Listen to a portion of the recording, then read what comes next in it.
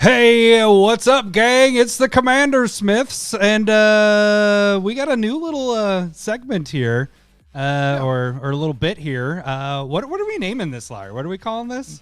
I don't know. You wrote it down. Is it worth it? Is it worth it? Is it worth it? I'm Adam Smith, by the way. I'm Lowry Smith. And I don't know. Don't worry, we're cousins, all that fun stuff. That's the podcast stuff. All right. So what we are going to do here, do you want to explain it, Lowry? Or we're just kind of going through and pricing this out? Kind of. We're not pricing the whole thing out. Like, you can easily go and like look up the prices of this kind of. We're going off of mtggoldfish.com, and you'll be able to see the prices right there. They kind of, have the prices right there. And that's kind of what we're going off of, but let's make it a little bit more realistic. Let's make sure, like, obviously, if you're adding in all of the bulk, that's going to add some money onto it. We want to cut all that out. We cut the fat out. We want to just kind of look at it and be like, okay, this is the core stuff about it.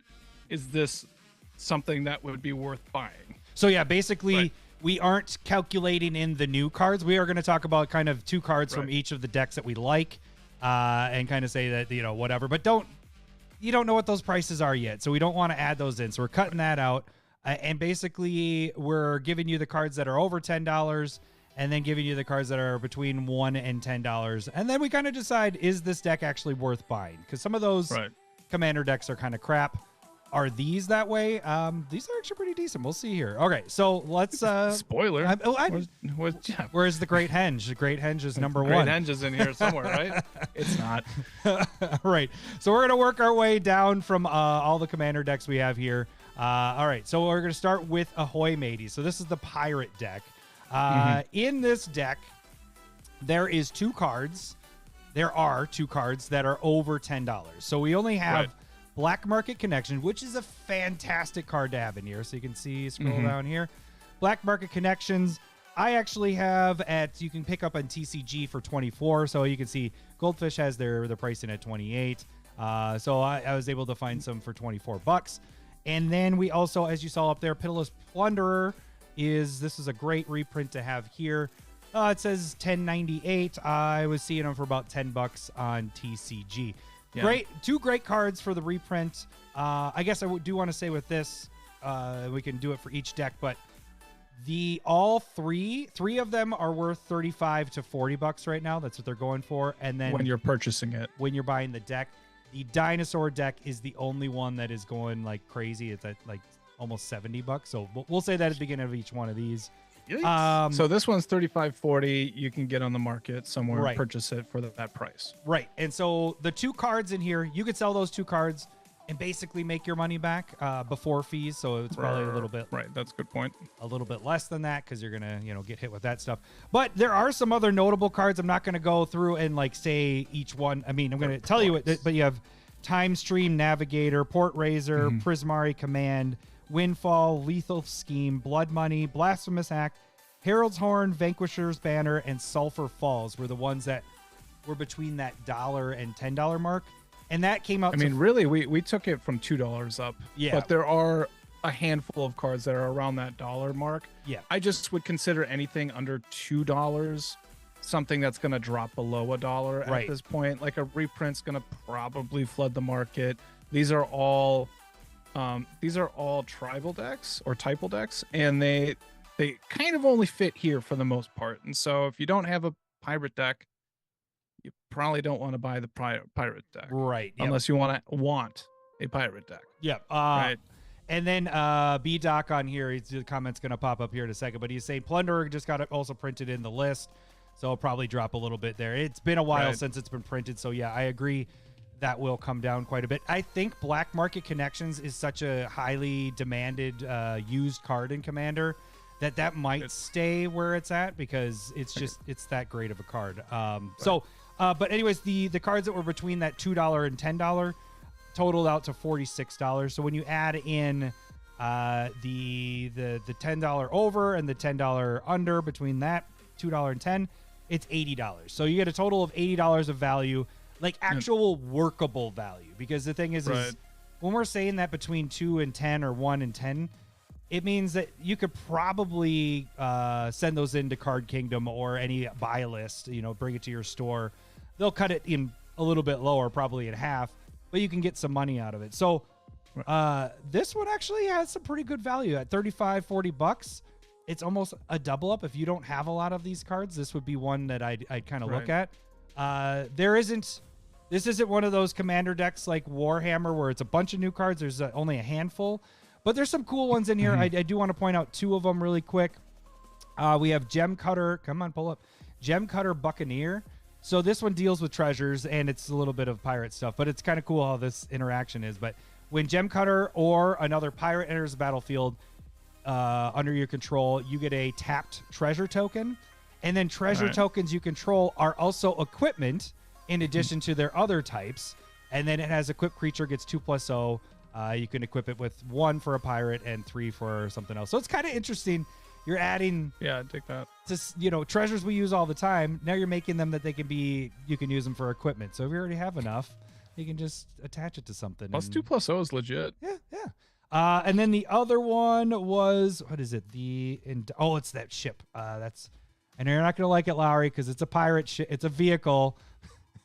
But I think this one's interesting. It's actually, they're making decent vehicles. So this is a 6/6 vehicle with trample. But listen to this. Whenever a creature you control deals combat damage to a player, draw a card. Not one or more. It's any of your creatures deal combat damage. Okay. So you're hitting people with 3 or 4 creatures. You're drawing cards off of it. So it's just an artifact that turns into an upside of vehicle. It's good because it's an artifact with an ability like Thassa's Bident. And listen to this. You may cast it from your graveyard as long as you control 3 or more tapped pirates and or vehicles. So that's okay. Outside of this deck is going to be shit. But wait, so it doesn't do anything other than a 6/6 trample when it's crewed? Yeah, it's a 6/6 trample. Like but as a vehicle, what's the point? It's just all right. It's a decent vehicle. Come on now. It's a decent one. I like it. Yeah. That's how I would. All right, cool. Okay. But is this worth it? Is it worth it? Yeah, I think this one's worth it. There's enough in here. There's enough new stuff in here that could definitely. It intrigues me. By selling 2 cards to be able to pay for it, and I have those cards, I guess I got to give myself this. Oh, good for you. I have those cards, so do I want to put in the effort, buy this? But like B-Doc was saying, Pitiless Plunderer is going to drop, so you probably aren't going to get necessarily. I mean, when he's saying drop like a stone, I don't know if I agree with that. I don't think it drops below 5. No, I was going to say 5 is probably the bottom for that. The floor. Yeah, I agree. It's a very good card. But yeah, so I personally like this one. Potentially could pick this one up if I like enough of the other stuff that's in it. What are your thoughts on it? Do you like it or? I mean, so this kind of applies to all of them, and I might be repeating myself throughout, but I do think, these kind of reprints, it will drop. I don't think it's going to end up being $80 in value 6 months from now. It'll probably be in that $40 to $50 range, but having black market connections in there really solidifies this deck, in my opinion. So and also if you were around for the first Ixalan and you have a bunch of these cards, it probably isn't worth it. Right. Because you're probably just here for the singles, unless those cards are really singles. Or not. I'm just here for the single party.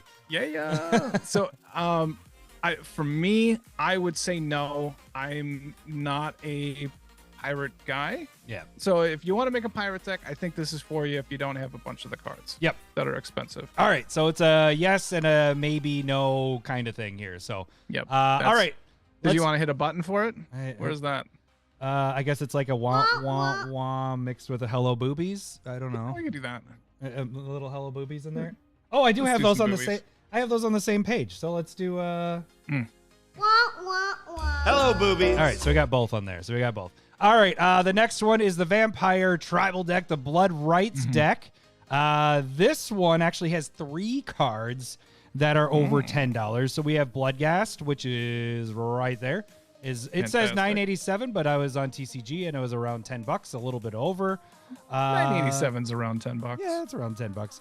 And then we have, so the interesting thing here is you see these that they say 10 here. They're guesstimating on pricing here. Those are the new cards that are $9.99. So we're not counting those. But Alenda, I mean, that one might be $10. Yeah, that one. We talked about one before we did this. Alenda the Dusk Rose is also a $10 card. And then we have another $30 plus card, which is Exquisite Blood. Let's get to that. Where are you? And that is going for $32 at the moment, which brings a total of $52. So those three cards get you over the hump. You should, by selling those three cards, pay for the entire thing, and you get everything else for free. Yep. Yeah. So. And this deck's selling for around $35, $40 $35 as well. to $40. Yep. Thank you for that reminder. Yep.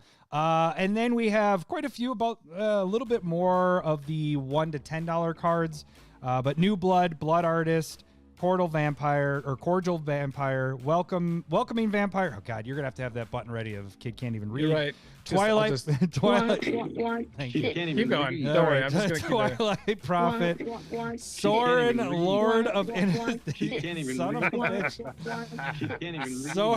Lord of Innistrad. Damn. Olivia's Wrath, Blood of the Blood Chief, Kindred Boon, Isolated Chapel, and Secluded Courtyard. Those total out to $43. You have a couple of them that are close to that $10 range. New Blood is at that. So all in all, between the $1 to $10 and the above $10, you're at $95. So we have a $15 advantage compared to the Pirate deck. This one, I like. I have a vampire deck. I have a lot of these cards, but there is some that, especially with the new ones that are in here. The two that I want to note is this one right here that I've highlighted. But Charismatic Conqueror. This is for 2 white. This is just a good card. You don't even need it in a vampire deck. But as Vigilance, it's a 2/2. Whenever an artifact or a creature enters the battlefield untapped and under your opponent's control, they may tap that permanent. If they don't, you get a 1/1 vampire with lifelink. So that's pretty sick. Like artifacts and your creatures. Like if it was just creatures, I think it'd be decent. And this is only a 2-drop. So this one, I think it might be underpriced at the $9.99, but this is their kind of guesstimate of where they think everything's going to be at. And then just think if this is so good that everybody's running it, and so then people just go, I'm not going to have my thing come into play untapped, so you get one. And it just goes all over the going place. back and forth. That's a good point. If two people have that, you infinite back and forth. We're going to have a huge army, all right? Everybody else dies. That is a really good point. I didn't even think about that. That's really good. And then the other one is another creature, Order of the Sacred Dust. This is a huge CMC 6 and a white and black, but it has Convoke, which is very nice. And when it comes in, you have Flying, Lifelink, and Haste. It has Exalted, and other vampires you control have Exalted. So this guy can get really meaty in a vampire tribal deck. Like it could just go through.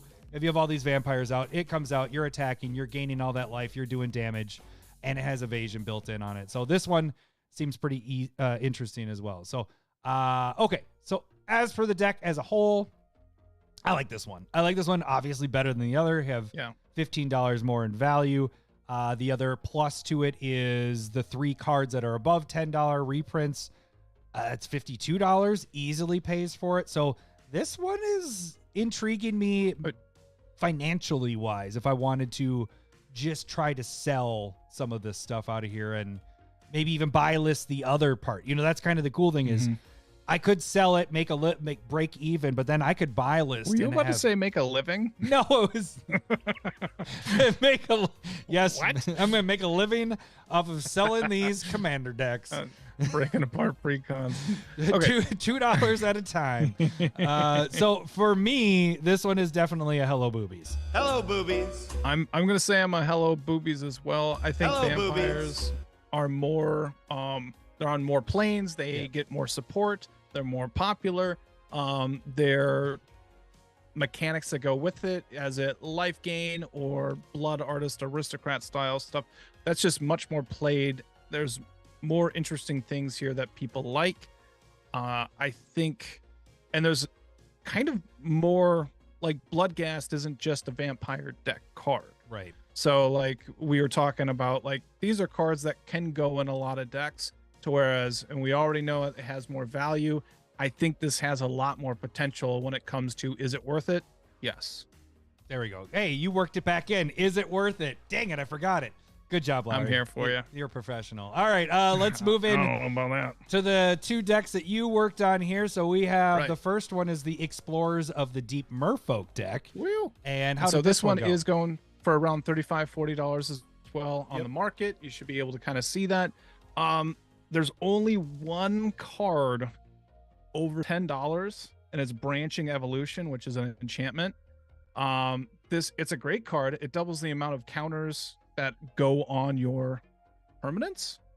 Let me see. If one or more 1/1 counters would be put on a creature you control, on twice your that creature. many 1/1 counters are put Just on on that creatures. That, Yep. yeah. It's only Yeah, on so- creatures, but it's a 3-drop that doubles the counters, which everything else that does similar things are 4 and 5 and all that. So this deck is Merfolk Tribal along with like a counter, +1/+1 counter sub theme to it, because there's Explorer going on.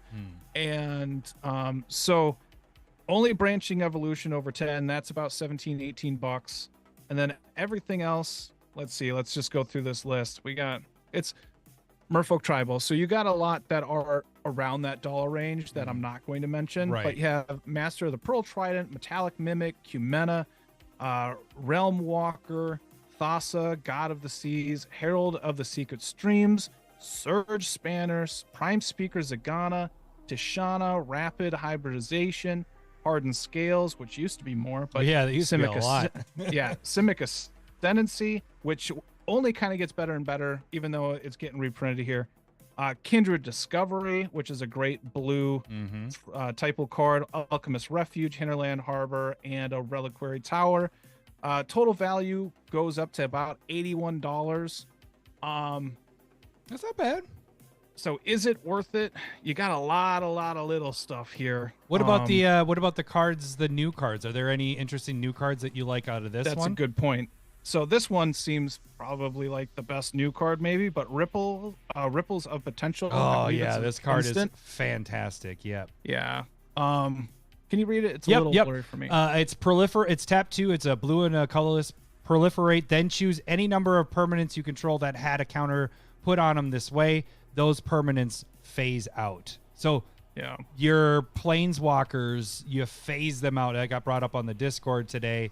You could put it on if anybody else has counters on their stuff and you want to have like get through and maybe attack or whatever. You can put a counter on those and phase those out, and now they aren't there until their turn. So there's some tricky stuff that you can do there.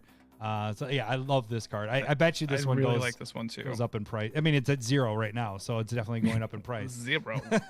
And then another one that I really like is called Wave Goodbye. And that's the enchantment, or where was that one? No, this is a sorcery, so just below. Okay, but it there we go. Yeah, 4 mana. Return all creatures that without +1/+1 counters on them to their owner's hand. That's pretty sweet. It's kind of one-sided board wipe, quote unquote, but being able to keep your entire team since you're a 1/1 counter deck, and then a lot of value can be gained in that way. I love this card. It's going to go in a handful of my decks. It's not just a Merfolk card. Right. Same thing with the other one, that Ripples of Potential. So is it worth it, Lowry? Is it worth it? This one's questionable. Again, whenever they make a Merfolk deck, all of these cards are going to be reprinted. Yeah. And I think they did have a Merfolk deck, and a lot of these cards were in there. So like if you're really into Merfolk, you probably already have a lot of these cards. That's a good point. That's the problem here. But Cumena is a great card. Like is it worth it? It's a tough one, but the value's at 81. Flipping some of the singles just, other than Branching Evolution, just really isn't there. Yeah, it seems like it might be a lot of work. It'd be interesting because of Ripples of Potential. I'm curious where this is going to start and come down to, because this would be the one I'm like, I want to get that for sure in the toolbox to put in a lot of decks. So, yeah, the fact that you only have one card that's $20, over $10, that's Yeah, tougher because it's over like 10. you can't get your money back easily. It's more in buy listing stuff. Yeah, like you got to hustle a lot more to gain your value. Yeah. Again, if you want a Merfolk deck, this is going to be a fantastic. solid Merfolk deck. All for these, ya. all of these are great. If you're wanting any Yep. of these tribe stuff, definitely buy these. But I think I might be in more of the on this one. I mean, I'm probably there as well. yeah, because I think if it had one more card that was over $10, then I might be more enticed to do it. But just Right. having the one is kind of tough. So I put it in there with like the pirate deck. yeah, As in, like, at least this though is Merfolk are on multiple planes. They have much more support. +1/+1 counter is a thing that happens quite frequently. Mhm. So like these are at least cards that are going to be played more, can be used in more decks, and I find value in that. Yeah. Versus like the pirates are just pirates. kind of just a pirate deck. Yeah, it is. Yeah.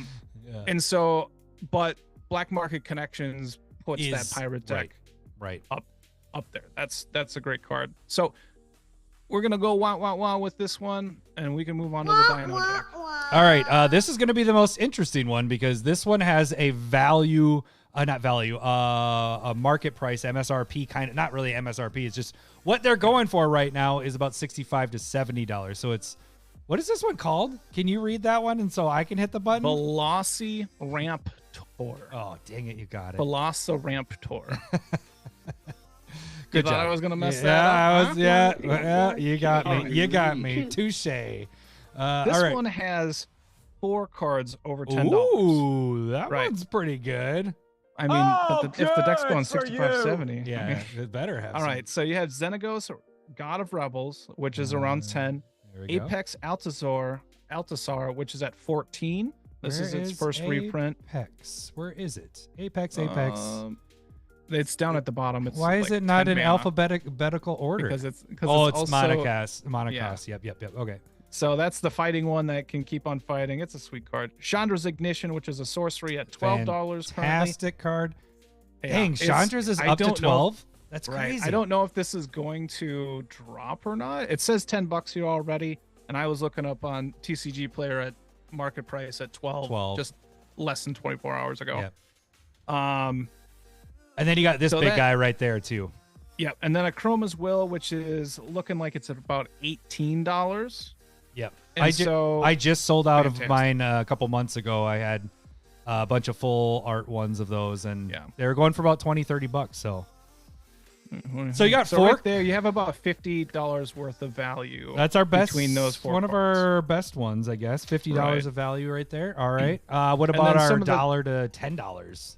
Yeah, you got Marauding Raptor, Kinjali Sunwing, Runic Armasaur, Wayward Swordtooth, which just got another like a reprint in Commander Masters, unfortunately. So that's probably just going to die in value. Ripjaw Raptor, Portswood Crasher, Registar Alpha, Temple Altasar, Zakama, which also just got that reprint in Commander Masters. Descendants Path, which is $6. That's a solid one. Enchantment. And then Rhythm of the Wild, which is kind of a staple. That will hold pretty solid around $4 or $5 in my opinion. I don't know what Path is going to do. It took a long time to get up to that point of $8 I was seeing 6 on TCG Player. So right now it's looking like a total of $93 Whoa. in value. That's a lot of value between the 1 and That's- 10. But Wait, is that the value of That's total, or is that the total of? total. Oh, so Total. 93 So- total. Okay. Yep. Okay. So not just the little guys. It's total of the gotcha. all the over like 2. But what are the 2 cards that you like out of this one that might draw you into it? So new dinosaur. It's Curious Altasar, I believe it was. It's 4 mana. For It's right down there. Why can't you see where I'm pointing? Yep. So it's 4 mana, 2/5 Vigilance Reach, and whenever a dinosaur you control deals combat damage to a player, you get to draw a card. see, it's kinda just like that vehicle. It's like It that is, vehicle. But that vehicle is a 6/6 trampler that you need to tap a creature for, and this is just a 2/5 blocking that does it. It's Well, better. come on, This is that better. vehicle, This is better. it's any creature. This has to be Oh. dinosaurs. So think about Right. that. Think about This that. isn't a dinosaur deck. I agree. It makes sense, right? I would not put that boost card in this one. Yeah, it wouldn't work. You'd be It cheating. wouldn't work. It'd be an illegal deck. But this one's sweet. I don't know if it's worth that $15 price point that it's saying right now, but it's a pretty cool card. Another one that I liked is an artifact.